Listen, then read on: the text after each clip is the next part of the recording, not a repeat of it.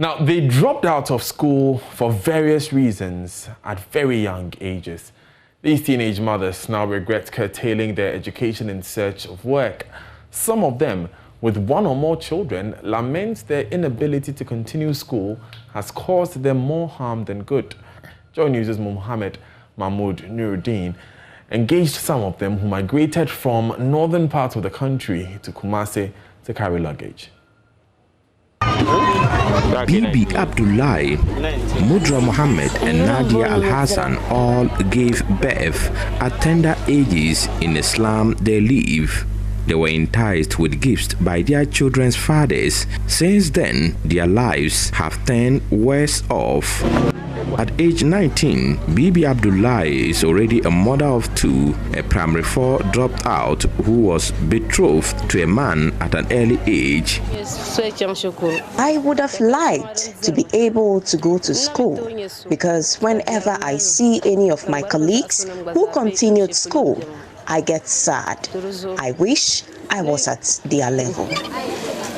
It is becoming increasingly difficult for Bibi to find a sustainable livelihood each passing day. Hardship and her parents' inability to take care of her brought her to Kumasi from Yamo Karaga in the Karaga district of the northern region. Bibi struggles to make her ends meet.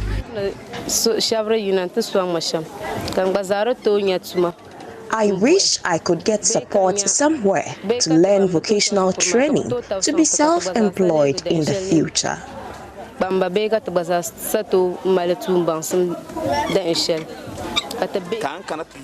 Mudra Mohammed has one child. She left school 3 years ago and she is now a kayaye in Kumasi where she carries luggage to survive. Mudra's inability to comprehend what was taught in class pushed her out of school. The reason why I dropped out of school was because I wasn't concentrating on my studies. My parents were spending a lot of money, so I thought that it was better for me to quit. I dropped out of school in JHS2. Now, I wish I could go back, but I cannot.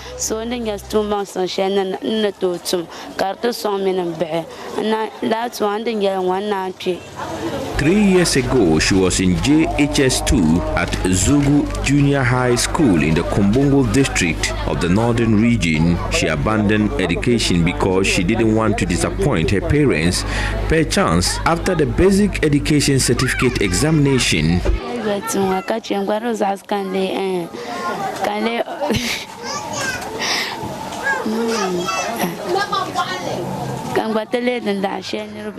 I regretted it because I would love to be someone someday or a teacher. Every time I pass students, I stop and watch them because it always reminds me of my days in school. I have regretted.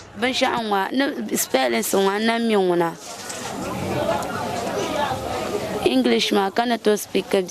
Most girls like her migrate into the cities at an average age of 9 without their parents' consent. Here, it is a case of survival of the fittest. Begin 18, 17.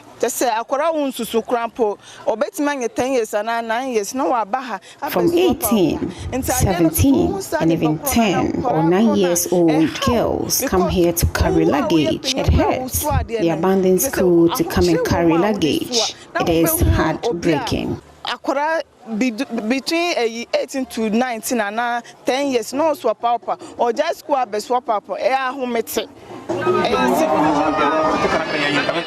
Nadia Al-Hassan is 19 and has a child. She and Mudra are on the same page. Their inability to comprehend what was taught in the classroom frustrated them out of school.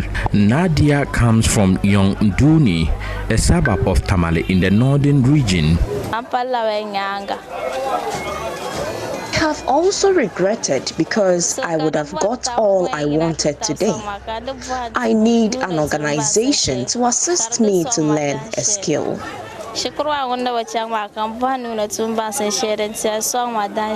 Life was tough for Nadia, and she decided to travel to Kumasi to enroll herself in business.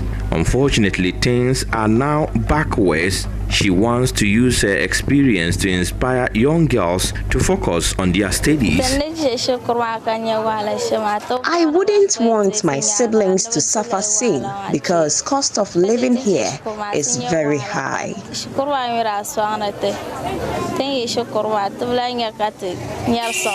Amina Abbas has been in the head porter business for many years. Poverty and lack of jobs in the north is the primary cause of her migration. She laments how some men in the slum take advantage of young girls to sleep with them, which always leads to pregnancy.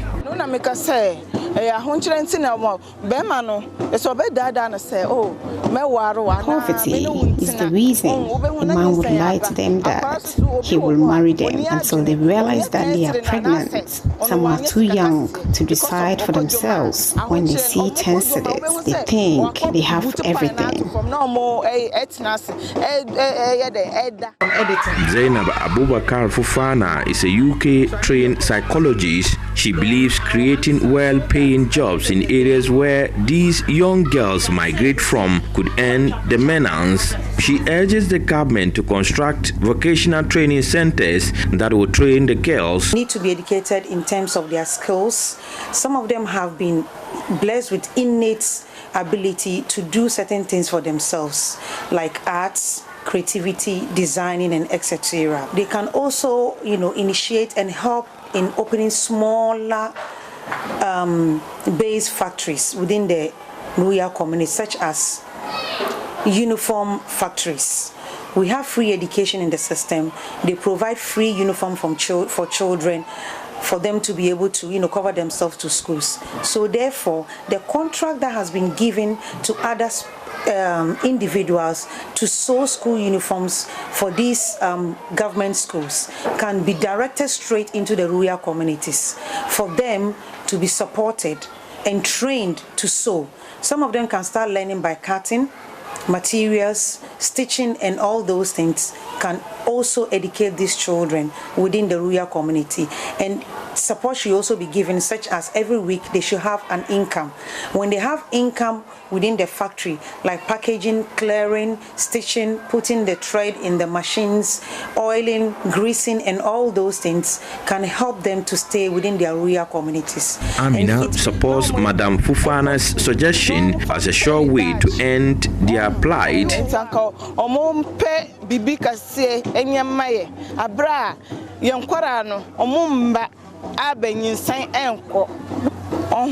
Because in himself, but I might know on saying until a permanent solution is provided to these girls, they would continue to carry loads that are harmful to their health, while others continue to rely on men for their livelihood. A report by Mohamed Nuruddin.